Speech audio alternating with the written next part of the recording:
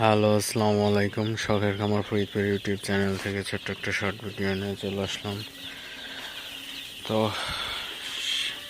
আমার সোনালি super hybrid মুরগির বাচ্চাকে সেটে ছাড়ার পরে তো এখন এই অবস্থায় আছে, তো আপনাদের সাথে সেটাই শেয়ার করব।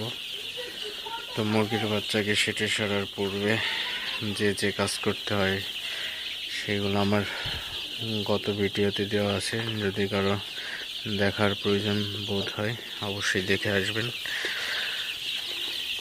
তো এখানে আমার 1500 সোনালি সুপার হাইব্রিড মুরগির বাচ্চা দিছি এই সেটে।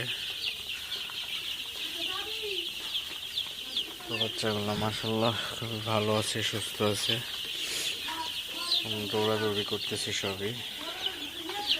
তো এখানে খাবার পাত্র, পানির পাত্র ম্যানেজমেন্টটা ঠিক থাকলে মুরগির বাচ্চার একদম ভালো থাকে।